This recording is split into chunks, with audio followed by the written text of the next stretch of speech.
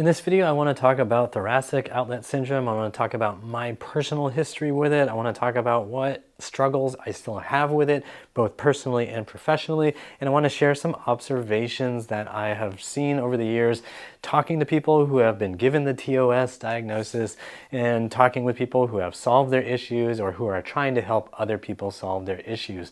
So if you're ready, let's get ready to think right, move right, and feel right. So first things first, I am talking about neurogenic thoracic outlet syndrome. It's basically when you have all kinds of symptoms in your hands, your arms, your wrists. They just hurt, they might tingle, they might be cold, they might feel like, oh, I just want to rip these things off. I am not talking about what's called venous or arterial thoracic outlet syndrome. Those, as near as I can tell, involve potentially dying because you might get blood clots and you might have something really, truly serious going on. And I don't even want to touch that with a 10-foot pole. What I want to talk about is my own personal experience with what would be classified as neurogenic thoracic outlet syndrome, which is all those symptoms I mentioned. It doesn't involve blood clots. It involves a lot of discomfort and wanting to tear your hair out or your arms off. Now, for me, it all started off in well, a little bit in high school, but then in college it started, but it went away once I started lifting weights. But as soon as I injured my shoulder in college snowboarding and started typing on a computer a lot and just resting per my doctor's orders, I started to feel a lot of issues with my hands and wrists. And I was told it was repetitive strain. I was wondering if it was carpal tunnel, but the doctor basically said, well, I think you're just using your hands and wrists too much. You should just rest more and don't play sports and don't do anything, which meant I was just sitting on the computer because that was when high-speed internet was a new thing at college, and boy, was I into it. So just typing and sending messages, and that kept making things worse.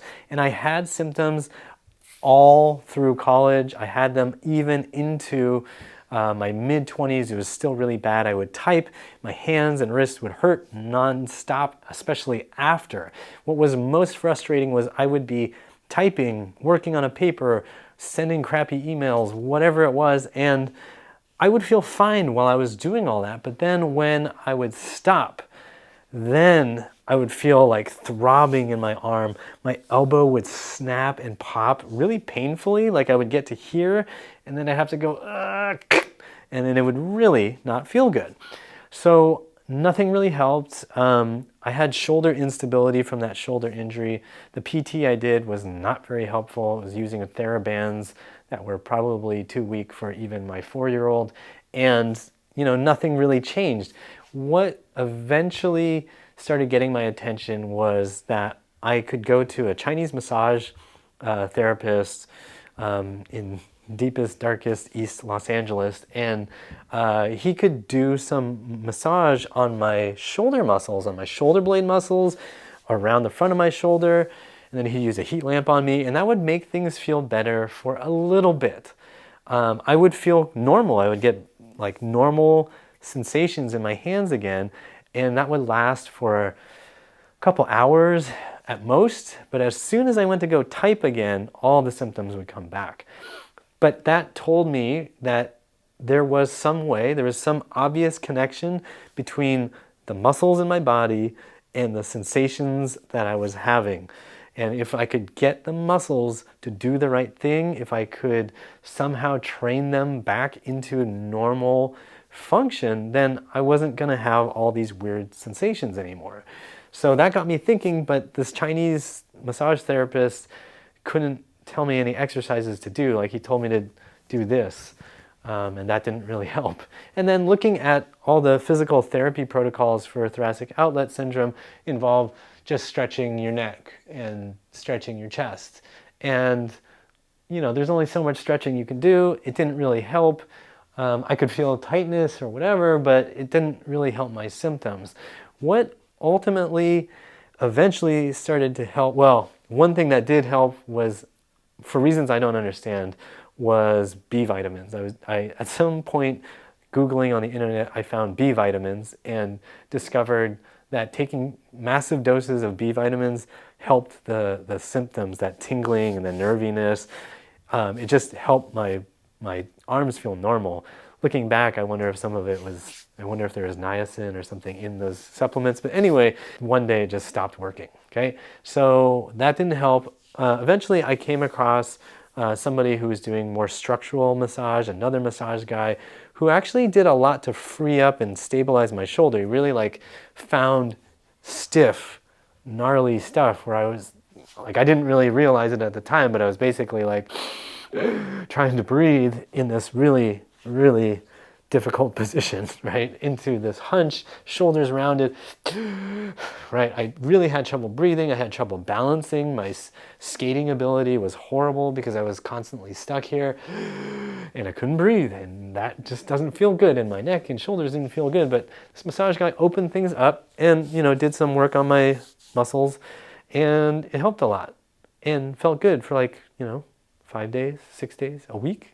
But then the symptoms would come back, right? So I kept seeing that something about pressing on muscles had a temporary effect, but I needed something to help me keep better position. And that's where exercise started coming in. I started looking at just all kinds of different postural exercises, weightlifting, whatever, anything I could find that seemed to help me get my shoulders into a better position.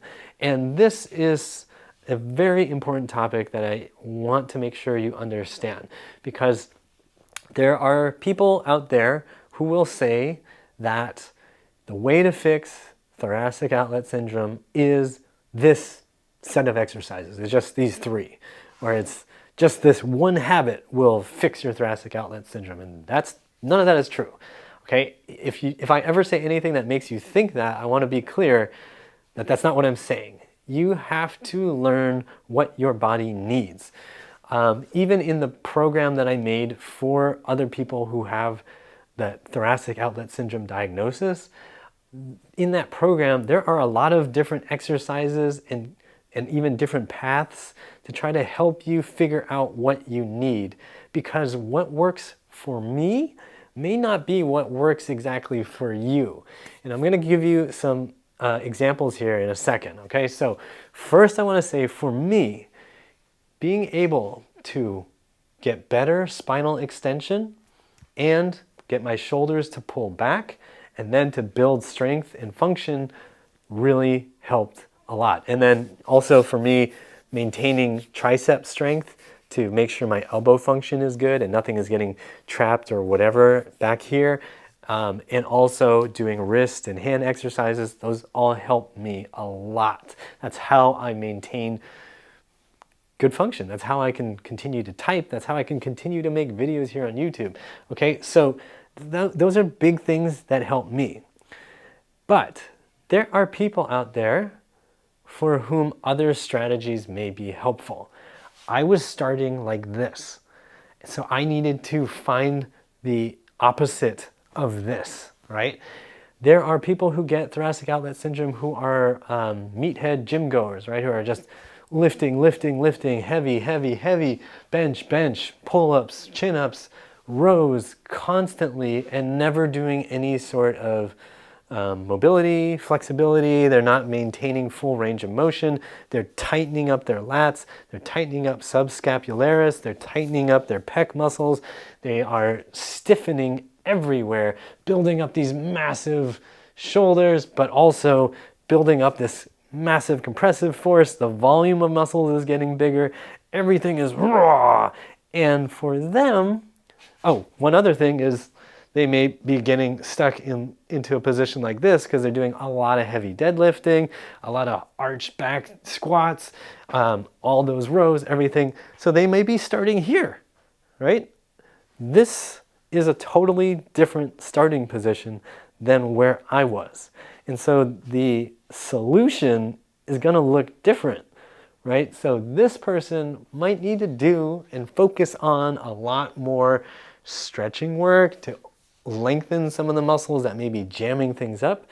This guy may need to work on breathing better and stretching out this lower back. He may need to learn how to curl, right? Even though for me, going into more curling made things worse, for this guy, it might make things a lot better. So you have to understand that these contexts will make a difference. If you are somebody who isn't a meathead gym goer and you're just, just kind of bony, you don't really have a lot of muscle, you don't really work out, maybe you like to do some light, gentle yoga every now and then, but you don't really have much muscle mass. You're not really super coordinated. I've had clients like this in the past. They're just like, they exist, but they don't do anything physically demanding. So their bodies are just kind of weak, right? They may be super straight, ramrod straight, and have like no range of motion anywhere up here. They may be a little bit hunched and just have really weak shoulder muscles and basically like really, really flexible, but they feel the same kind of weird tingling stuff going on. If those describe you, you are not going to do the same stuff as the big meaty muscle man, right? If you're somebody who is a gymnast and who has done a whole lot of, I don't know, planche or whatever stuff on the rings, a whole bunch of push-ups or something, and you are experiencing symptoms, maybe you need to do more stuff that opens you up. There is a lot of room for adjustment and customization, right? If you assume that what worked for the really meaty, beefy guy is going to work for the really bendy, flexible yoga lady, then you're going to run into some major issues, right? So you have to understand that everyone has a different starting point and that how you fix your stuff is going to be different. Some people, like the meaty, beefy guy, might really benefit from doing more massage work to just restore some actual muscle length and tissue quality, right? Just being able to lengthen the muscle and get it to work in different positions to build strength at every length. But somebody who's already really flexible and bendy, they don't need to spend all that time stretching. They're going to need to spend more time building some strength, right? Stability, trying to build balance in these muscles, trying to basically establish that the muscles are not so atrophied that they themselves are going to cause the problem, right? So I have seen also there's been some talk of some people saying like you only need to strengthen the scalenes, or you need to strengthen your scalenes are these neck muscles, or you just need to like shrug a little bit. I don't think that those strategies are fully wrong. I think those strategies actually have a lot of merit. I think there's a lot that is correct with that thinking. I just want to make sure you understand that that isn't a full solution for the whole spectrum of people out there. Yes, people almost definitely need to strengthen their scalenes because most of us have these weak, flabby scalenes, myself included, from just sitting around and doing this all the time.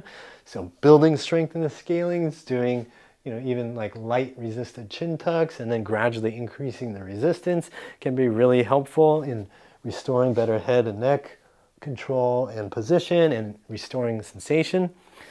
Doing some shrugs can definitely be helpful for some people, but for some people it seems to aggravate, right? So for some people that's not it. For some people, I've seen people describe how they really needed to do scapular depression rather than elevation because all of their gym workouts, they've been doing a ton of scapular elevation, doing heavy loaded shrugs, right? And what they needed to do was restore range of motion and then learn how to get the shoulder blades to go down, right? So what I want to point out there is when you're focusing on muscles, when you're using the ATM mantra, which I think is very valuable, the always think muscles mantra means you're going to be thinking about restoring function and not just thinking about the orthopedic structural model of it must be bones causing the problem. So if just the bones are the problem, then surgeries should work at a very high rate, but that's not true. Like long-term studies show that thoracic outlet surgeries work like, I think the last one I saw was like 33% resolution rate, or I don't remember if it was full resolution or satisfaction, but it was one of those after 2 years of follow-up. So basically 2/3 were not not a good result, and 1/3 was a good result. So the surgery should work if it's just the bones, right? You clean things up and then no problem, but that's not how it works, right? People still have symptoms after the surgeries. If it were just a, bone crushing things problem, then then probably just doing shrugs and holding them up would solve all the issues. But that doesn't solve everybody's issues. One thing that I saw for me is after I had gotten to a place where things were feeling pretty good, I actually started getting into some sports that involved a lot more lats and a lot more resisted shoulder flexion, shoulder extension, right? So here, boom, here, boom. So that's climbing, surfing, right? These motions. And I found surfing, you do it for an hour, 2 hours, 3 hours. You're doing that a lot. What are you working? You're working your lats, you're working your internal rotators, right? You're working your subscapularis. Just doing a bunch of that would then make it uncomfortable for me to go ride my bike. Because once I'd get on my bike, for some reason, my hands would start to go numb. Like they'd just go tingly, and I'd try retracting my shoulder blades because that used to always help. I tried protracting, that was the opposite, so maybe that would help, but neither one of those helped my symptoms anymore. But then what I found was, oh, okay, well, if I add in some subscapularis stretching, some more chest stretching, that helps. And actually, one thing to add there is the chest stretching itself stopped giving the benefit, right? Like I was doing pec minor stretches, I was trying to open things up, but they weren't helping that much until I started going into more subscap stretches and really just focusing on getting that external rotation.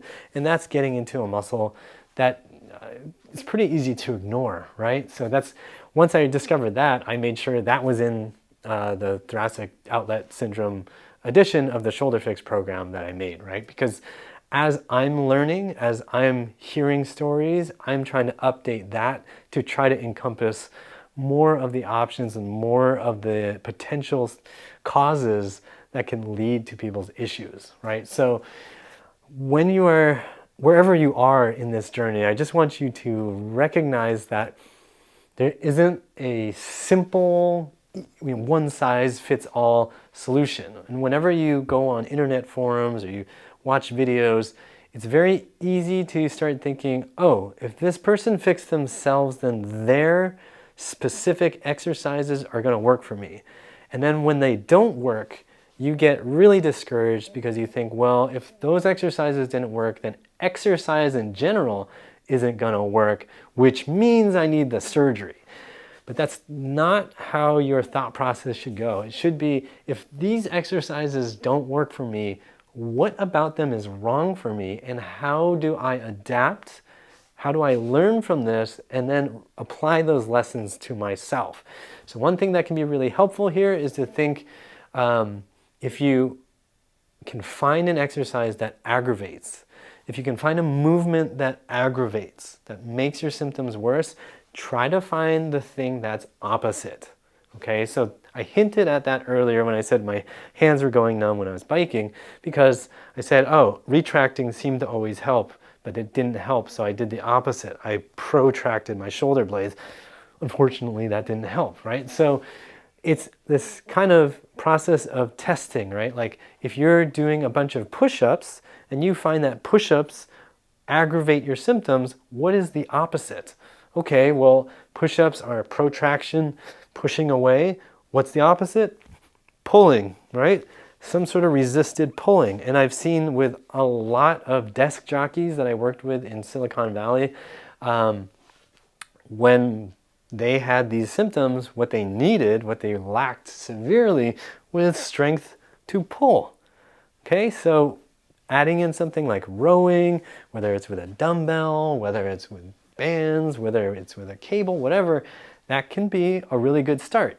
And that will help you start to restore some muscle function. Now, I've heard people say, well, there are some experts who say you should never do scapular retraction if you have thoracic outlet. That might be true for some people who are already good at scapular retraction and who have the symptoms. But if you're somebody who is starting off where I was and where a lot of desk jockeys and computer programmers, whatever, tippity-tap typers start, like if you're starting here and you don't restore the ability to get scapular retraction and you don't restore the ability to get back to a more normal, efficient posture, then you're gonna be just treading water until you drown in your symptoms. So remember that you as an individual have a specific starting point and you need to acknowledge that, recognize it, become aware of what your triggers are, be aware of what your posture is like, be aware of all of these things so that you can navigate the waters for yourself. I know this was kind of rambling and I covered a lot of different topics here, but I hope it is helpful. If you are looking for a program that tries to encompass all of these different issues, be sure to check out the Shoulder Fix TOS edition. I will link to it down below and also in the corner.